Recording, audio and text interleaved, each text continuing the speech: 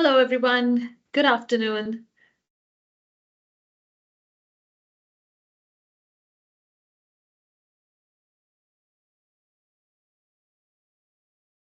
Give me a hey if you can hear and see me all good. Melissa, hi, you're on mute. There we go. Komal, how are you? Hi, I'm good. Nice to see you, John. I had to figure out where the sound was and everything. It's always an adventure whenever I come on one of these things. Anyway, it's nice to see everybody. Yeah, same here. Thanks for joining. Oh, Hi. Hi, excuse me. Melissa. You look stunning as always. Thank you. Hi, Nancy. Hi.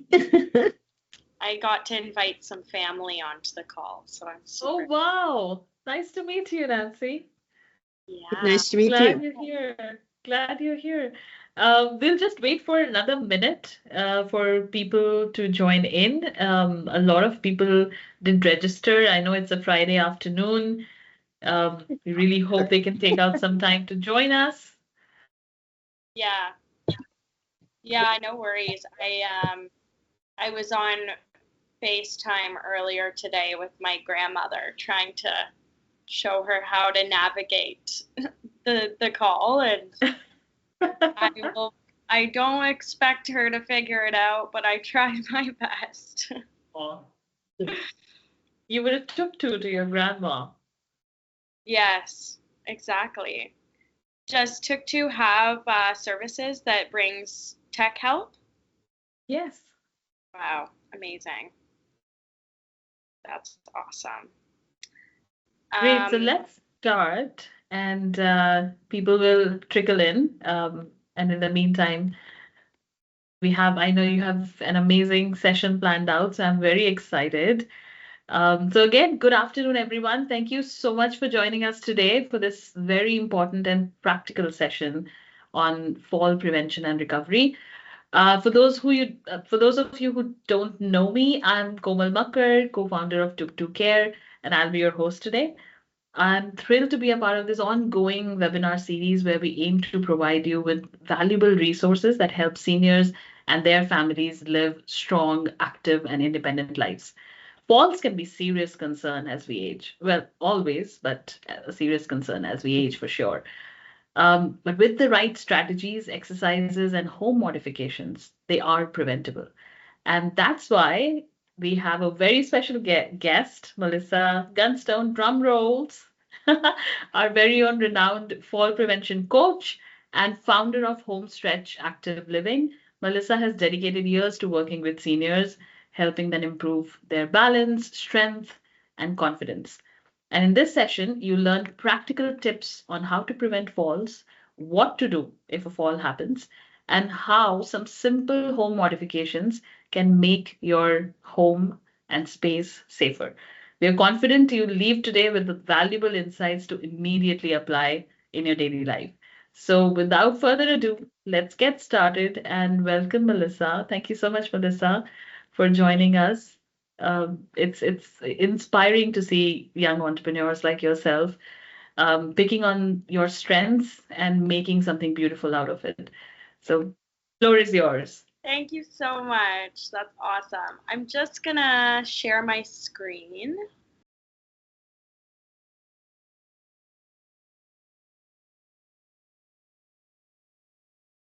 So I'm just gonna go ahead and share a little bit of background about myself and what I've been doing and how I've gotten here, and then we'll get into the presentation on fall prevention.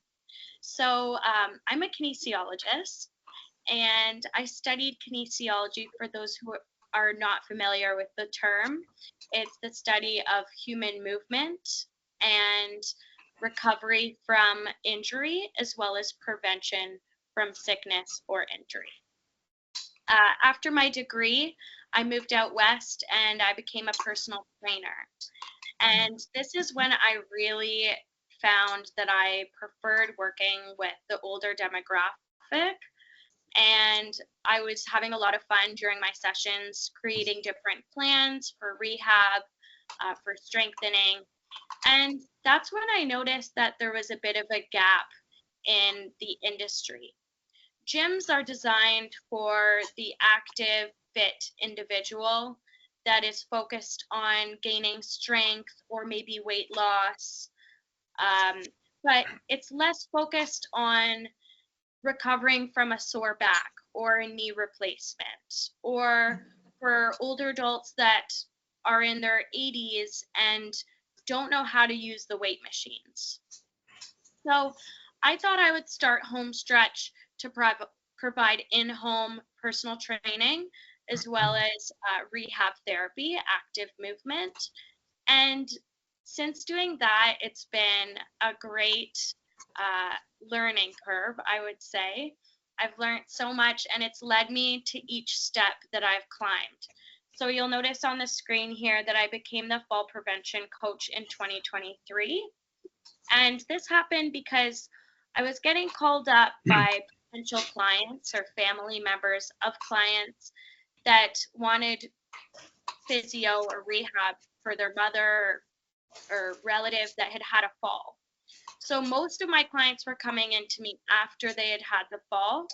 So I just decided to try and reach out to a bigger group all at once and teach how to prevent the fall from happening in the first place. And this became really popular.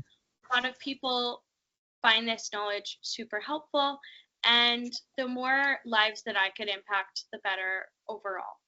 So through doing that, I will explain later in the slides that I notice a big reason why older adults are falling is because they've had a loss of quickness, coordination, and agility. And that's what led me to create Sturdy. Sturdy is a fall prevention product line that makes exercising fun. And we're going to get right into all of that as we continue. Thank you, Komal. Amazing. Let's go to the next slide. Whoa. Okay, so this is where I like to get started with my presentations. I do like to get a bit of movement going.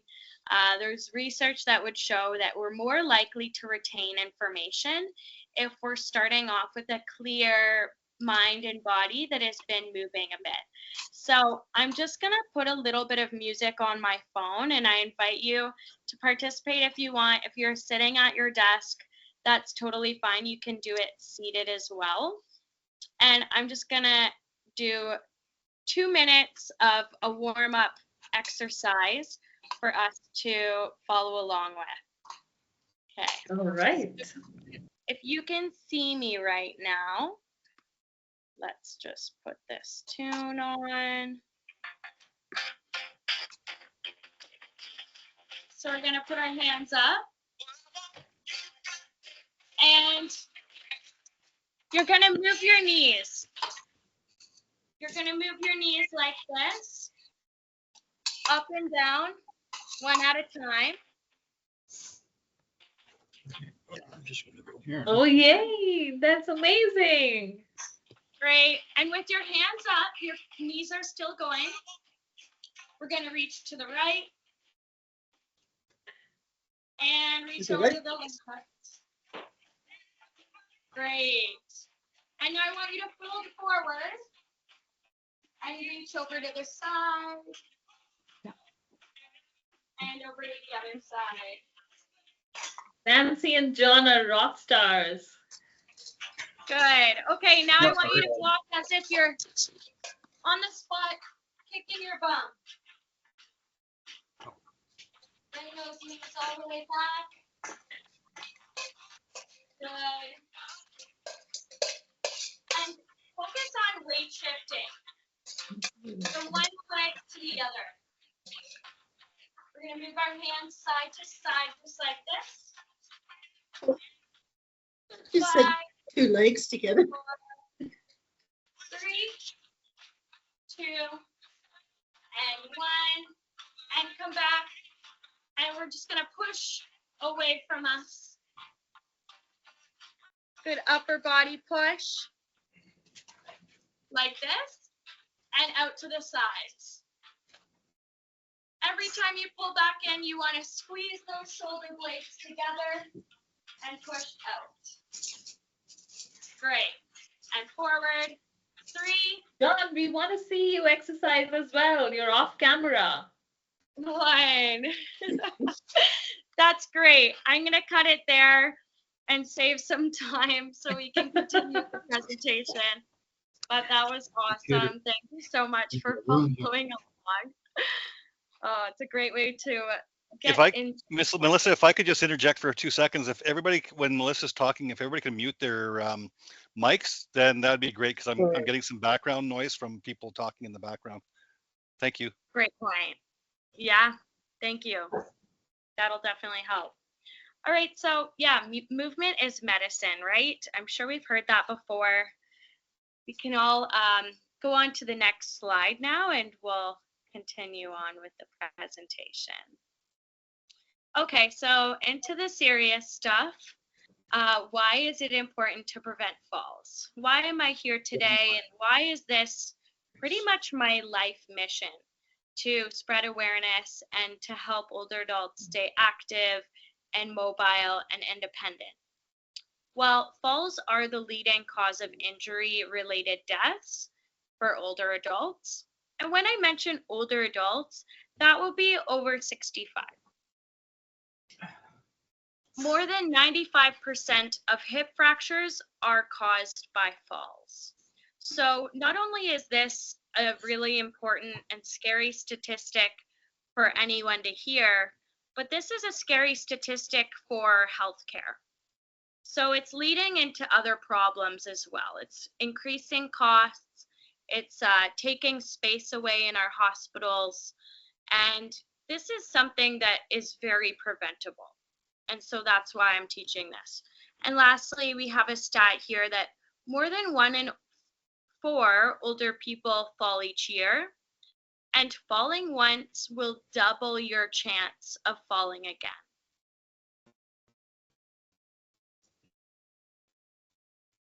Okay, so I like to teach a bit about the physics of falling. Bear with me if you're not into this stuff.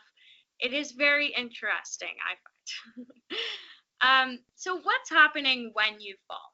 Well, essentially gravity is taking over, and what gravity does is it pulls everything towards the ground. Gravity will pull you down at a constant speed. Now, this is important because the longer you fall, the faster you're going down. If you were, I normally would share a video of somebody falling in this moment, but I'm just going to explain it.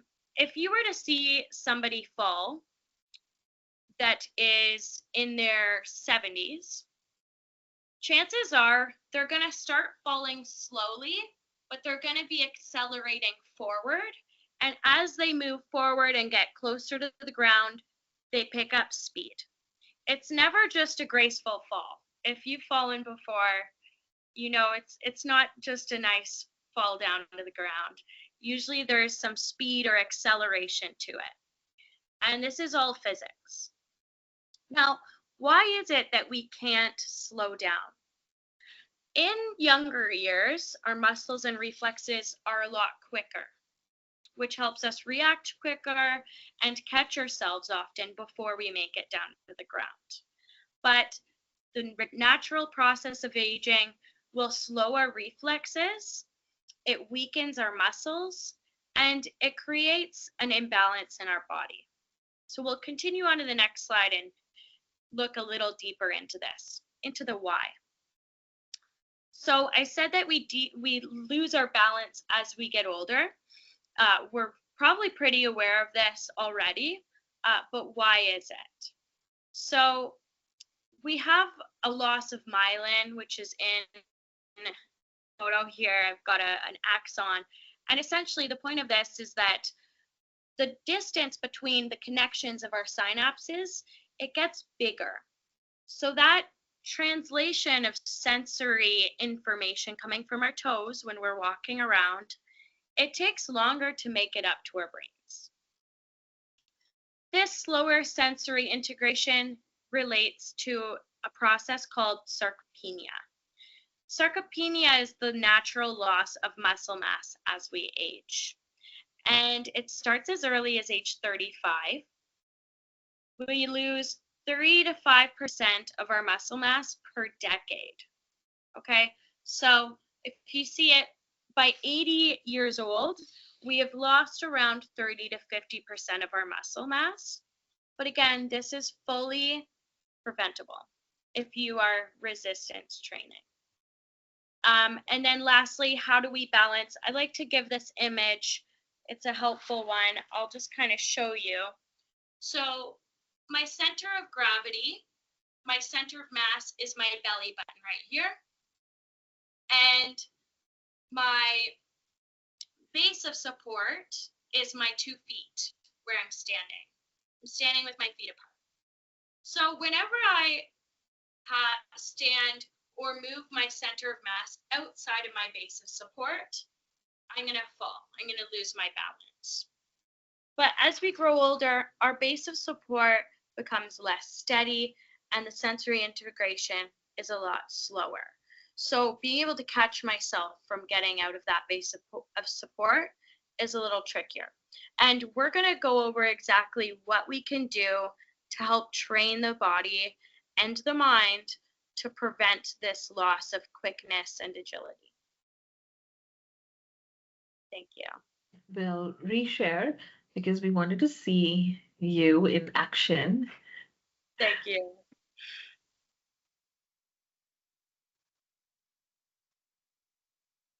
All right, so challenging your balance is key to preventing falls. It kind of sounds paradoxical because you would think that if you're going to prevent falls, you don't want to be putting yourself in a chance where you might fall, but it's the opposite.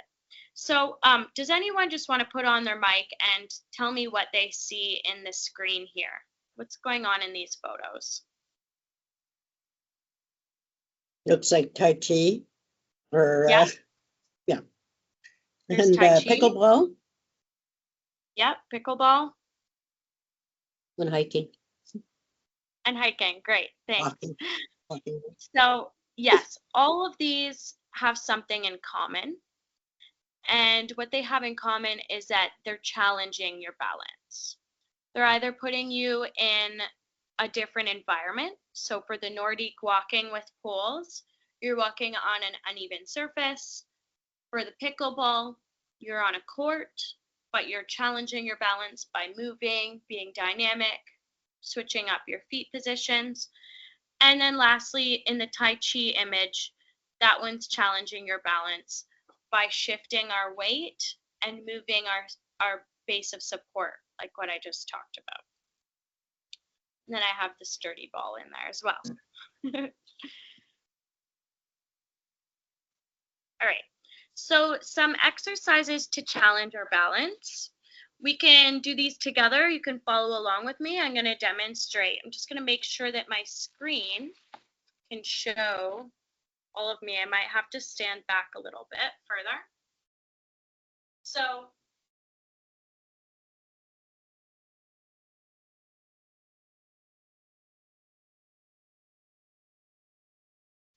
like this, it's taking our base of support and moving our body outside of where our feet are holding us. The harder it is, the better it is for you to practice. So just give that one a try. And Komal, do you want to read out to me what's the next one? For sure. The next one is heel to toe raises.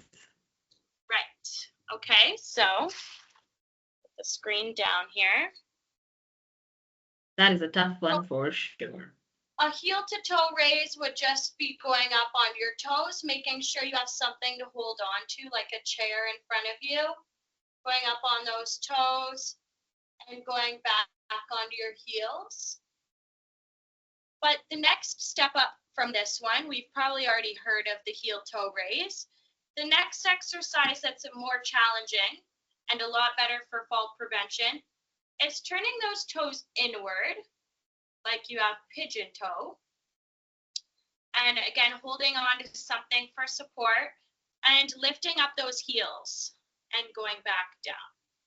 So doing heel raises with your toes pointing inward is going to challenge and strengthen our big toe. And we'll get into that a bit later as to why we want to do that. And the next one? The next one is half squats. Half squats. Okay. So holding on to something sturdy again. You're just going to have your feet shoulder width apart. Let's adjust this.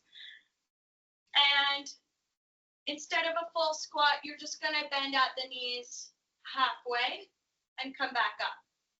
Now, if you're already familiar with doing squats and you already do squats in the gym, you're going to, of course, continue doing squats.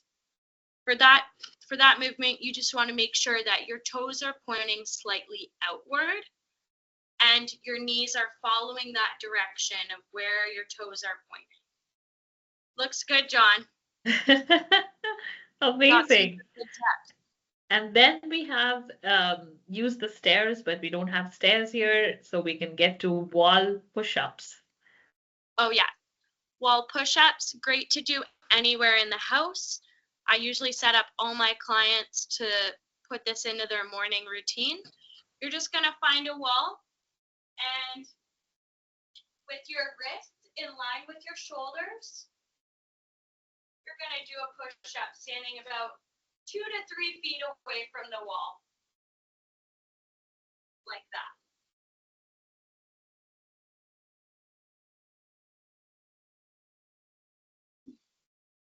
And that's a good wall push-up. So those ones right there, that's going to help your upper body strength as well. That helps mainly in preventing breaking of a shoulder or dislocation from a shoulder if you're falling forward. Amazing. Thank you so much. Any questions about those movements? We're all pretty clear. Great. All right. May I ask? Yeah. So we missed a stairs one, just because you have no stairs to show on, but is there an exercise? Is it more than just going up stairs? Or is it up and down, or? It's just as basic as taking the stairs instead of the elevator if you can. Oh, I see. Okay. Yeah. Okay. Yeah. I Good can do question.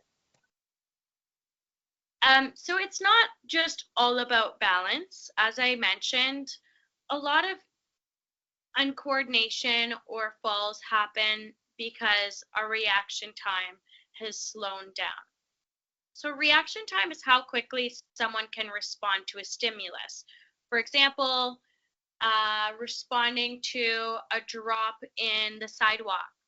Sometimes, I know in Vancouver, the sidewalks are broken up often and there's roots that bring the sidewalks up and they're kind of horrible.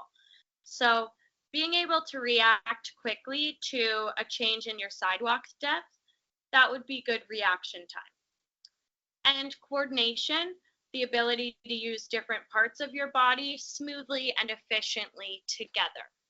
Okay, so poor coordination would make it harder to make quick, precise movements, increasing your chances of stumbling or misstepping. And of course, improvements in training both of these areas leads to greater independence, and that's the goal. This is amazing. Where you don't Do you want me to play the video, Melissa? Yeah, sure. So I'll just explain it. This is a video clip of me doing exactly this presentation, but in person at a senior home.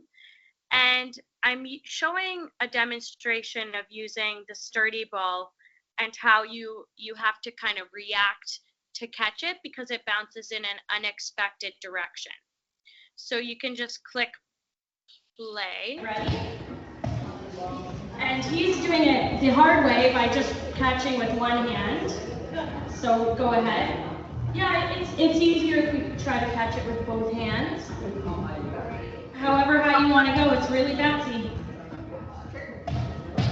Oh, that was easy. So go ahead and try the balls out. Do you want to use it with some of the ladies here?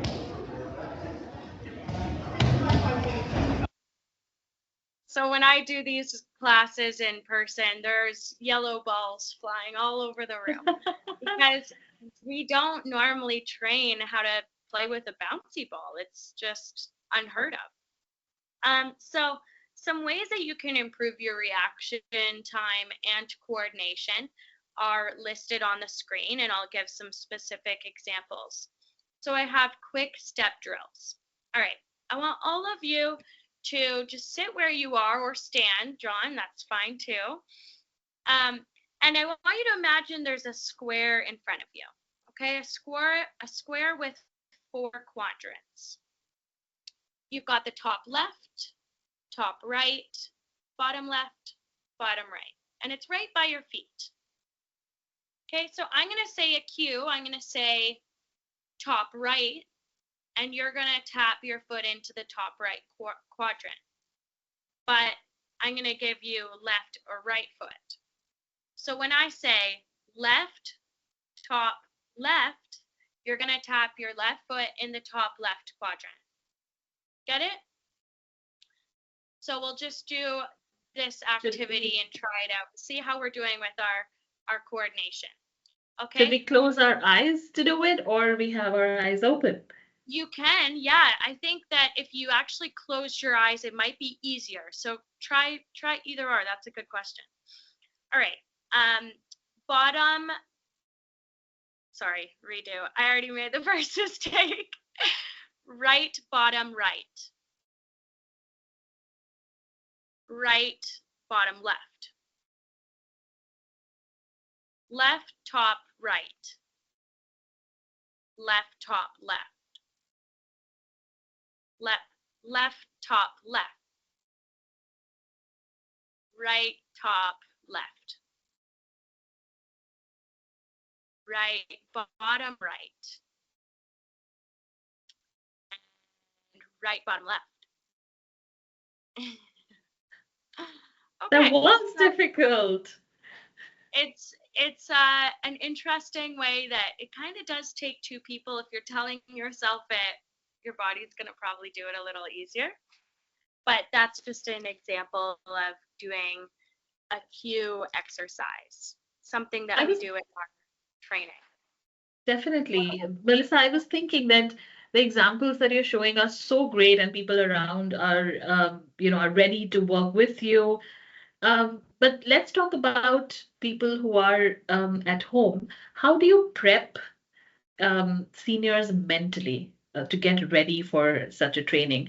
Because as you rightly pointed out, there has to be mind and body both involved in not only learning but also practicing.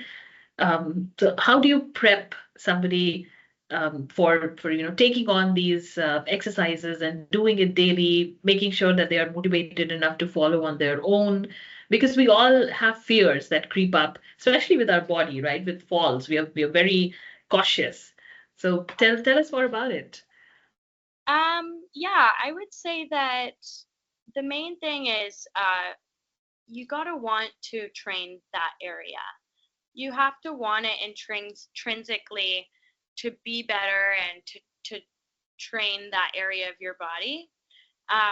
But even just for general clients, I like to get started with small brain games. And again, it depends on the person. For example, Nancy's probably gonna laugh, but my mom, she doesn't like doing puzzles.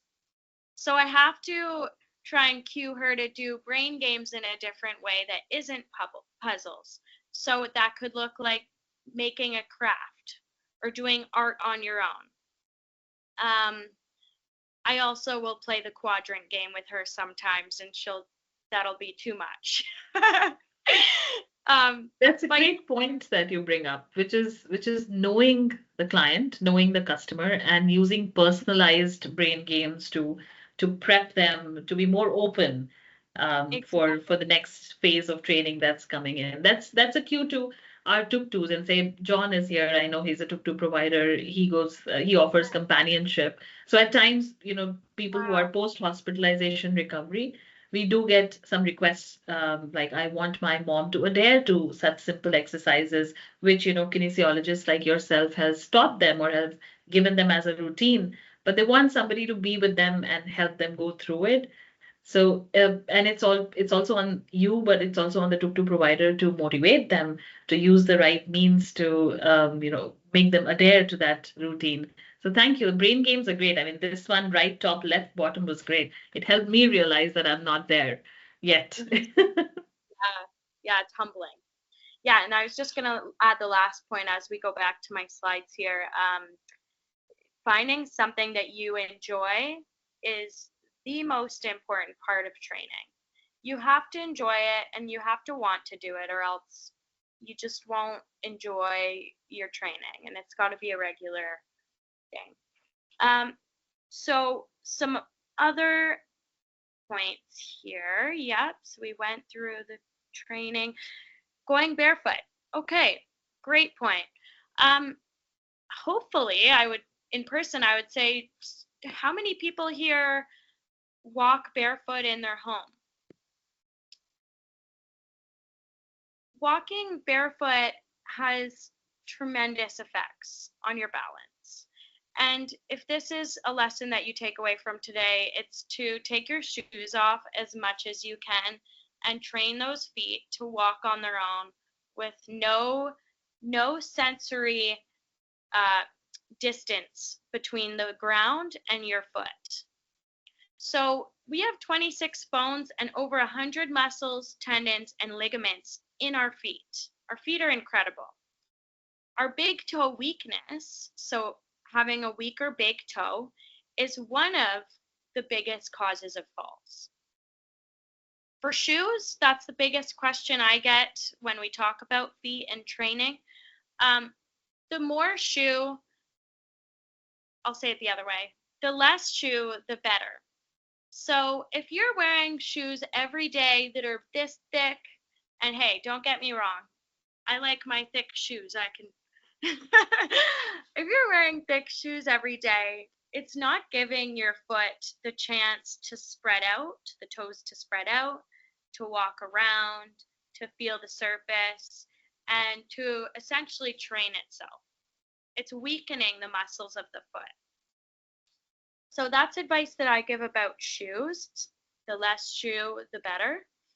And I put some exercises in here. So I taught you already the inverted toe stands. That's standing with your toes together, your big toes together, and going up onto your heels. That's going to strengthen your big toe. Toe flexion with a band. Pretend these are my toes and my foot, and I would have a band around the toes, and we're just going to be pressing those toes against the band. That's going to strengthen your lower leg muscles and the toe muscles. And lastly, toe splaying. You can do this anywhere, just not with shoes on. Spreading out those toes as far as they'll go and then releasing. Toe splaying is another great way to strengthen the feet, which will keep you balanced late in life. And lastly, I added a little point about grounding because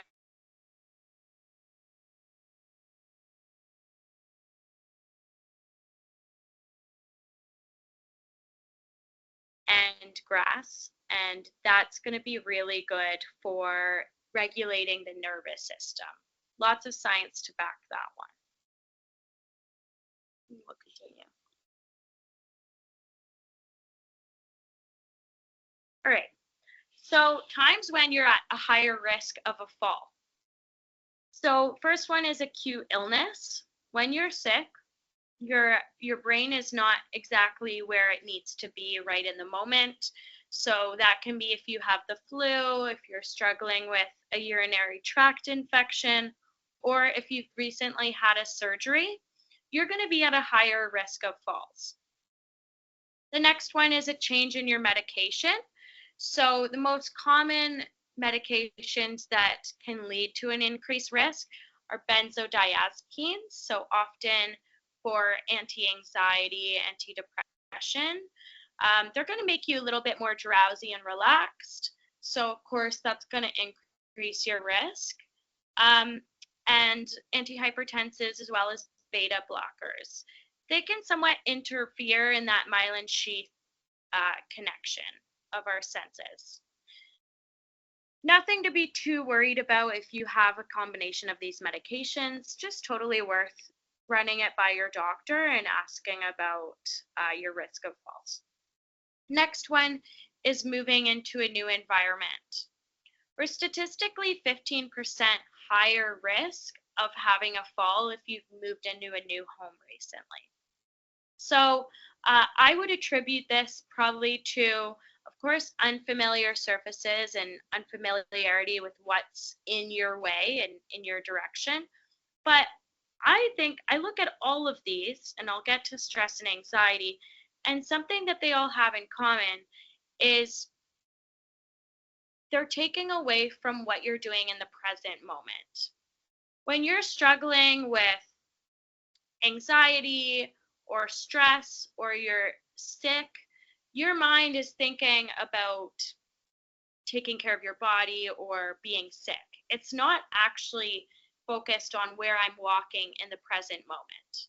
So the takeaway on this slide is just staying present and being aware of your surroundings is going to really, really influence your risk of a fall.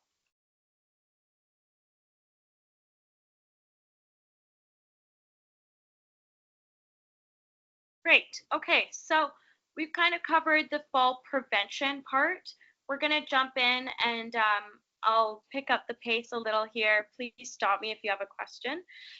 Rehabilitation. So let's move on to the next slide. Okay, scary stats on this slide. 1 out of 5 falls will cause a serious injury, such as a broken bone or a head injury.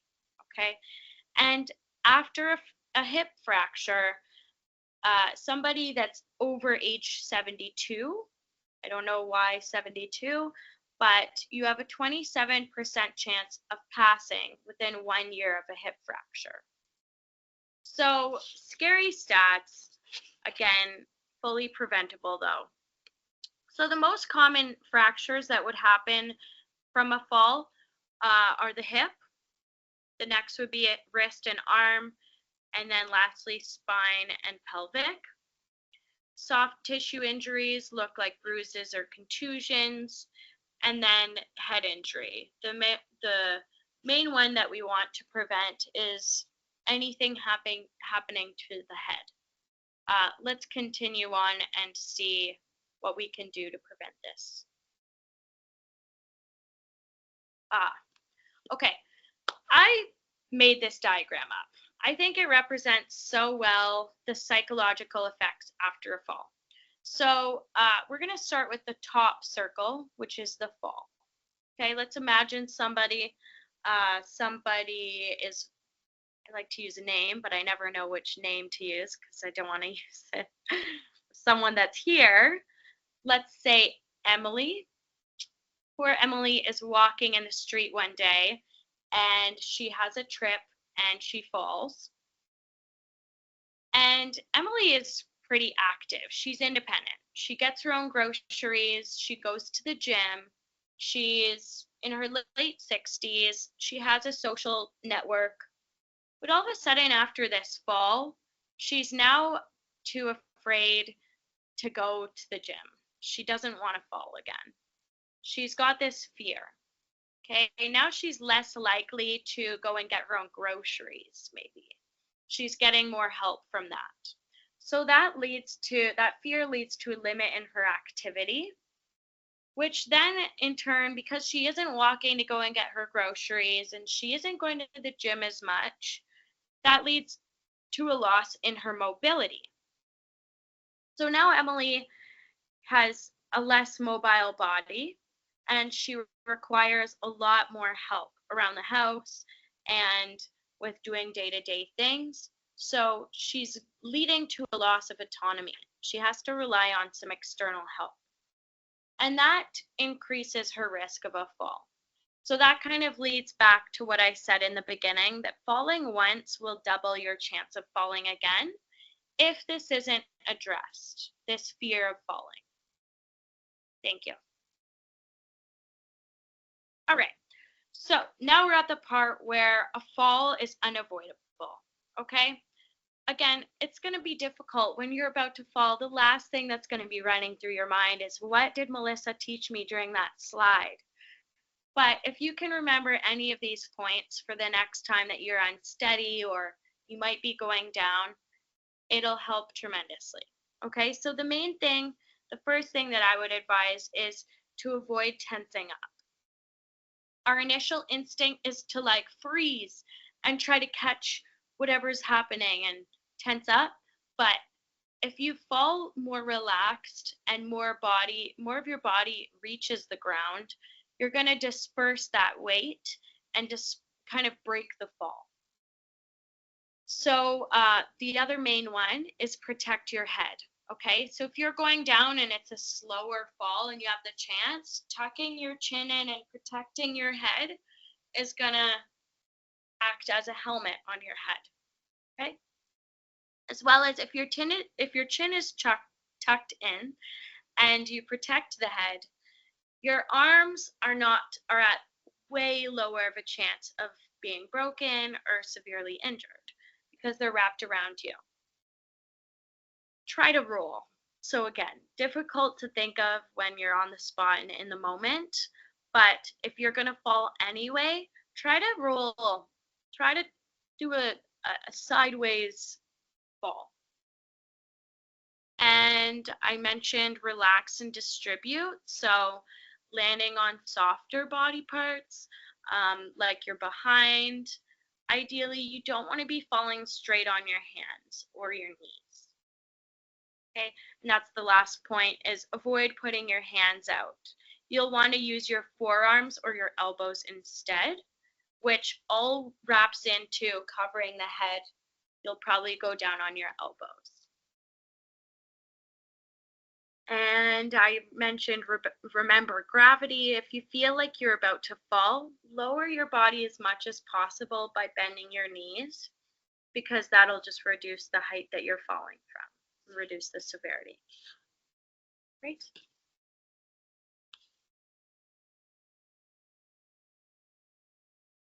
Okay, so I have a GIF here. It's just going to automatically play, and it's me showing the steps of getting up after a fall. Okay, I don't mean to laugh, but my acting is not the best. So the first step, roll onto your side. You'll want to roll onto your stronger side. If your right side is stronger, then you'll want to roll onto your right. The second step is pushing up on your hands and knees to a crawling position. So you can see in the video here, I'm kind of demonstrating what getting up can look like. Getting that one leg up, and then once both feet are on the ground, you use whatever is near you to help push up. Okay? So these are the five steps to getting back up. You also want to keep in mind, once you get back up, assess your body for further injuries, for sure. Give yourself a moment. Okay. If we play this GIF again and again for 3 consecutive days, I think we'll all learn how to get up. It's very well made. I recorded that yesterday, so thank you. Wow. Okay, so this is after the fall, recovering from a fall. I recommend getting a medical evaluation. Now, every fall is different. If you have had a fall before, you could agree with me when I say that initially when you first have that fall, it's a shock. You didn't expect it to be happening. It happened fast. You're just kind of in a moment of shock. Like, where did this happen? How did I let it happen? And the main thing here is don't blame yourself. It's a factor of life. I do recommend, though, in most cases, I would visit the doctor and let them know. And maybe they can have some more suggestions on looking at your medication or getting another assessment done. If it's an injury, caused, if you had an injury from the fall, I recommend physio or doing some type of a rehab like what Homestretch does after 48 hours. So give yourself some time to relax and discover if there are any other injuries before making that call and booking a physio appointment. In physio, they're just going to look after pain management and focus on restoring your strength and improving your mobility. And if they're a good physio place or a good trainer, they'll focus on your balance and gait training. Lastly, you can add in some assistive devices to make you feel a little more confident, like a walker or a cane. And if it's caused you to be fearful of going out on the street again, it's definitely worth addressing that fear of falling. CBT is a good way of therapy. Having just more awareness that this is a psychological fear that's come up in your brain because of the fall. Just recognizing that that's more of a psychological factor is going to help out a lot. Yeah. I do want to ask the audience at this point of time. Sorry, does anybody has a question? No, go ahead. Well, I was just going to say, I don't know the acronym CBT. Oh, it's cognitive behavioral therapy. Therapy? Yeah. Sorry, you were cutting out. So, okay. Thank you. Yeah, it's a type of therapy. I wanted to check with the audience if anybody or their loved ones has experienced fall or would like to share, their personal experience. How did you get around it?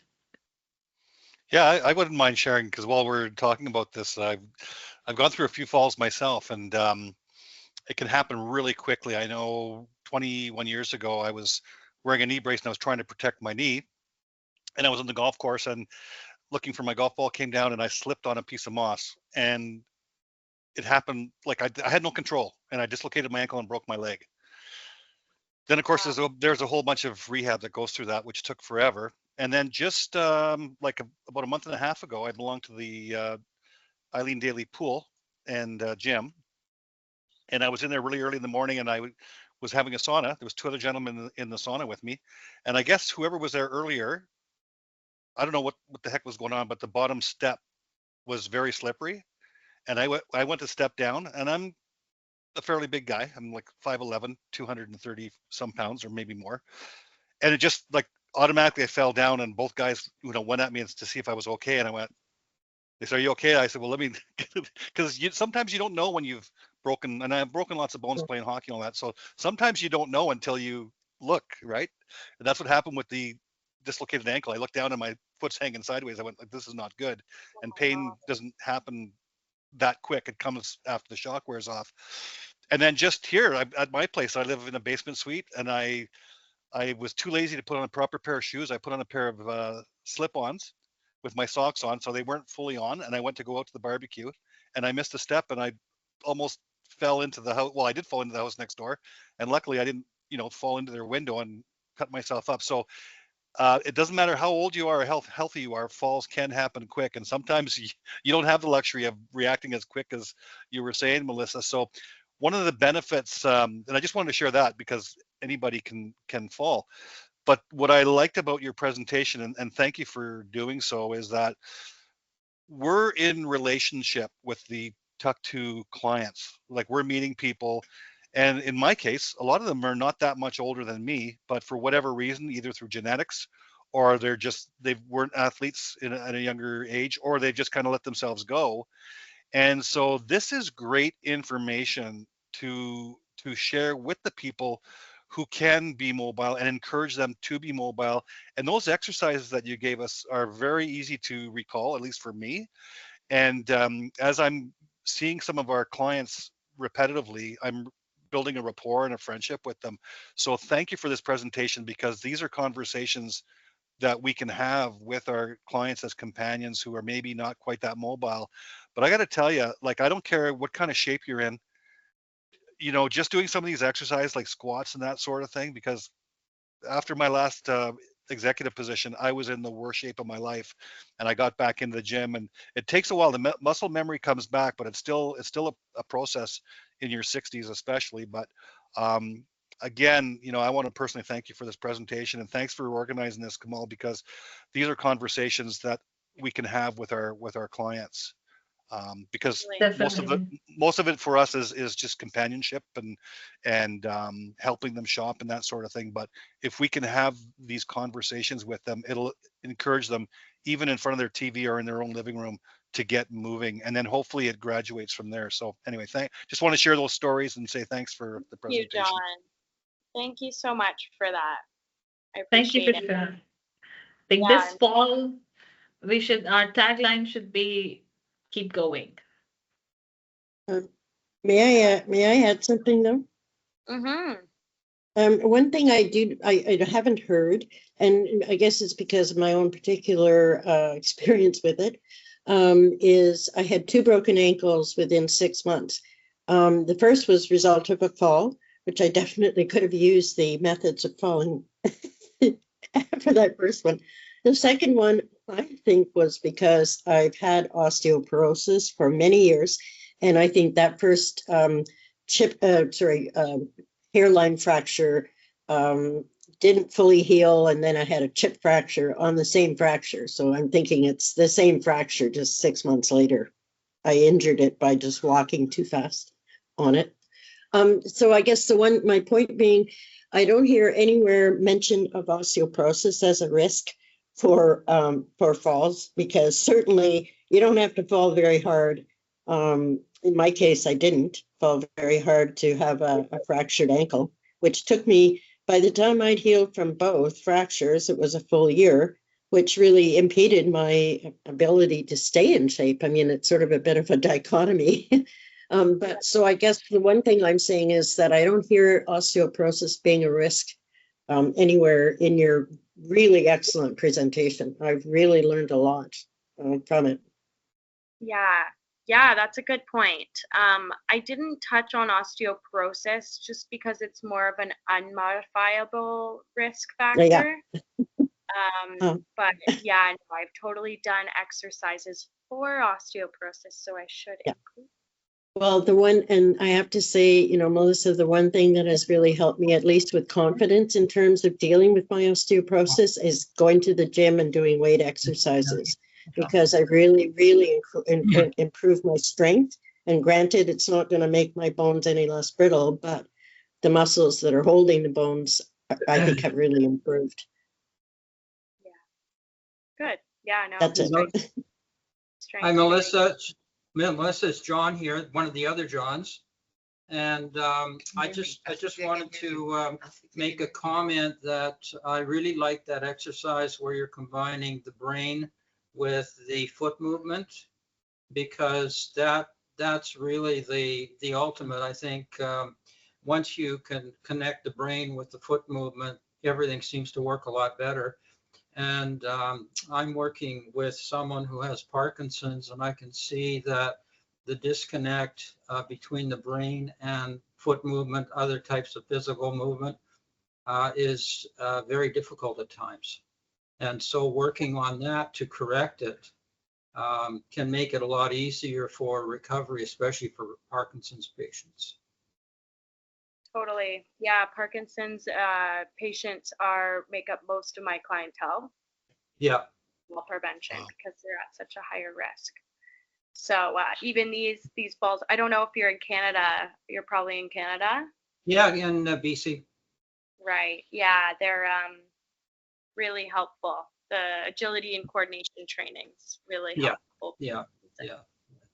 If I can make one recommendation, if you're not already doing this, Melissa, or if it's nowhere out there, because again, we're just meeting you for the first time, but in the process of getting to know some of our clients, it'd be really cool if you had a link to like a YouTube video or anything you've got where those exercises, because some of the people I'm dealing with are, fairly overweight and using walkers or wheelchairs in some cases. So it'd be really cool, because some of them have little laptops or their phones and that. But if you had a little video that shows some of what they can do in their own home on their own chair, like we were doing here, that would be great to share with Komal, and then maybe she can forward it to us. And then maybe it's a way of you getting into their homes as well as a trainer or whatever, right? Yeah, I know. I think that Komal and I are definitely going to collaborate on Awesome. some Good. other resources to send everybody, all the caregivers with, and I would love to be a fall prevention coach for all the TIC2 providers. So Well, I think part of the prevention is moving, you know, because when I stepped down from my executive position a few years ago, sitting in front of Zoom calls like this every day, all day, I wasn't moving at all. And I'm, former athlete and trying to be an athlete again, but just when you don't move for that length of time, even walking was very tentative, and sometimes your muscles don't work the same, your knees don't work the same, and just stepping off a curb could be hazardous, and for anybody at any age. But anyway, I like what you were presenting about keep moving. So thanks for sharing. And like I said, maybe we can get something we can forward to our clients. Absolutely. We're just going to wrap up here. I've got a few more slides, and we are touching on some things that I haven't covered yet. So we'll jump through this. The next slide here is about being aware of your surroundings. So we're just going to go through some of these images here as reminders. Okay. So the first one, top left on your screen, we've got a man here walking. He's a busy guy. He's got his phone on and he's having a chat and carrying his groceries. And this is just so dangerous because of a few things. So he's got both hands are occupied, all right? So if he's gonna fall, he's gonna probably hit his head or have nothing to break the fall, or he'll probably tense up. So in this photo, he's not behaving the best. And we want to make sure that we have one or two hands available and we're avoiding all this multitasking. Yeah. I could talk all day long about seeing people in the streets with their head down, looking at their phone. It's just scary, but we won't get into that. And then below that, we've got a rug that's about to get tripped over. So if we have area rugs in your apartments or homes, make sure that they're secured or just get rid of it because that causes most falls. Okay, over to the right from that photo is a photo of a cluttered, messy space, and after it's been cleared up and cleaned. And just decluttering your space will make a tremendous difference in reducing your risk. I know that we are talking about being present and being mindful. When you have things all over, like before this presentation, I had to clear my desk because my attention is right here. So if you've got things that are all over the home and it's looking a little cluttery, it's going to help reduce your risk of a fall to kind of get that neat and tidy. And then over to the right here, I talked about sidewalks already, but just watching when you're walking, this is going to be a good rule of thumb to write down. Don't be looking directly at the ground in front of you. You want to be actually looking at the sidewalk about 6 feet in front of you. So that gives you the time to react and process the oncoming stimulus or the oncoming hazards, noticing the sidewalk that's 6 feet in front of you as opposed to what's right down there at the moment. Above that, we've got a man slipping on ice. To prevent ice falls, there's a few different things to do. You can get crampons, grip for your shoes or boots. And another big one that I teach in my classes is the penguin walk. Okay, so taking small, short steps and just being aware of where you're going. Don't be in a rush. Give yourself time when you're trying to get somewhere. Before I move off this slide, I have a toilet, a nighttime window, and a light. So the most common place and time for a fall, for those that are over 60, happens when you're getting up to go to the bathroom at night. So making sure that you've got a well-lit walkway, clear path from your bed to the bathroom is ideal. Having a bit of a night light, that's going to help a lot. And then I have a cat there for my fellow cat lovers. I know there's definitely one on the call. Cats and dogs can be a huge tripping hazard. So I have actually had to buy one of my clients a bell for her cat because she has tripped over her cat twice. So it's nice to be aware of where your pet is and, again, paying attention to where you're moving in the moment. Yeah, we'll move on. Okay, I do like to share this story. I'll summarize it. This is a photo of Richard Morgan. Down below, that's a photo of him and his wife. Richard Morgan visited his doctor at age 76, and his doctor told him that he had 1 year, maybe 2 years left to live because of his heart condition. He hadn't been exercising all his life. He had, as we were talking earlier, he had a sedentary desk job all his life, and exercise just wasn't a priority. But it caught up to him when he was 76, and his doctor told him that his cardiovascular health wasn't going in the best direction. So he took it upon himself to start exercising that late in life. And he took up a habit of just doing a bit of indoor rowing, 30 minutes a day. Sure enough, when he turned 91, he won the championship for indoor rowing in England. And now he's been a 3-time championship winner. So just great story that goes to show that you're never too old to start being active and start finding a health and fitness plan that works for you. Amazing. This is very inspiring.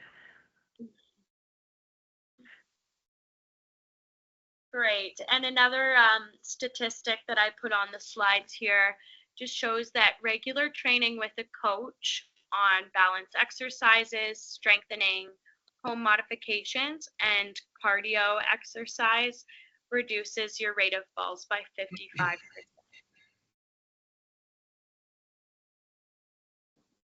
Okay, and this is the final slide here, or I think there's one more, but this just goes to show the initial assessments, what comes along in an in-home session with a trainer like myself or the kinesiologist that I have in BC. They happen in your home environment. It's focused on creating a program that's based on you, your hobbies, your goals. And we provide, of course, that accountability that some might need and the consistency. And as well as it is continuously progressive and adjusted to suit your needs and suit where you're at. That's just a photo down there of Pauline. She's one of my newest employees that's doing the in-home visits. And yeah, that is a wrap for today. I like to leave this with all of you to visualize your future self with better balance and mobility and enjoying your favorite activities without fear. So what does that look like to you? If I ask everyone to kind of just visualize themselves without fear of falling or without balance problems, 90% of the time you're imagining yourself doing some sort of physical activity. So it just goes to show that that barrier between you doing exactly what you want and you being where you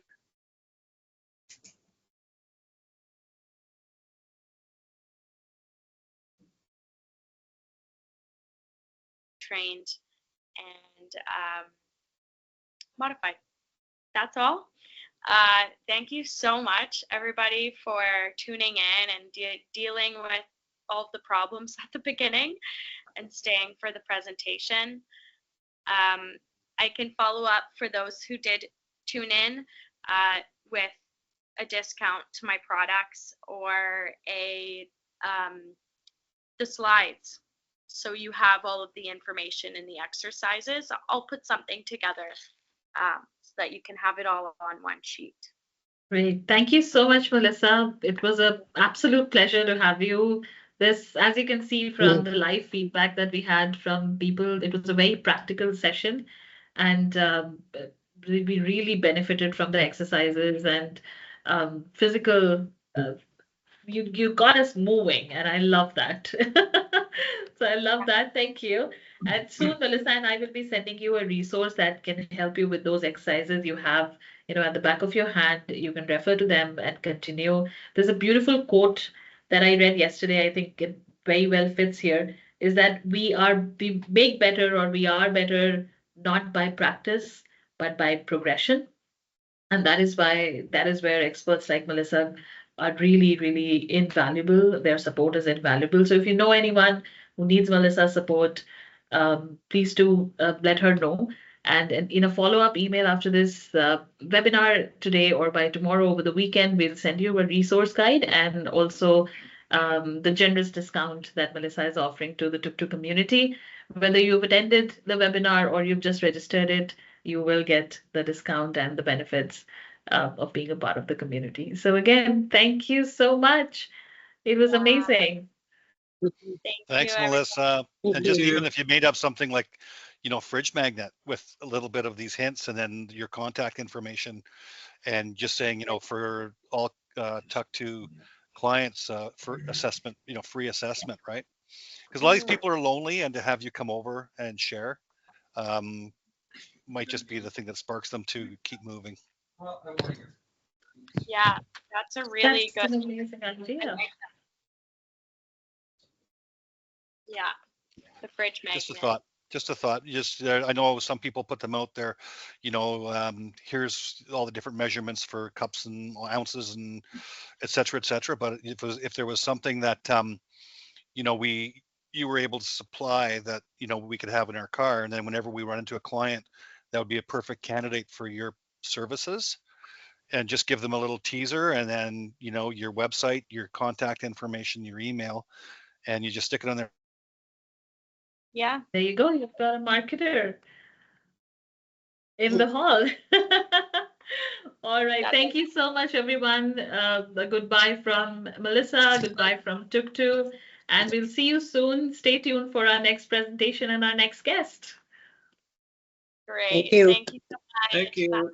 Bye.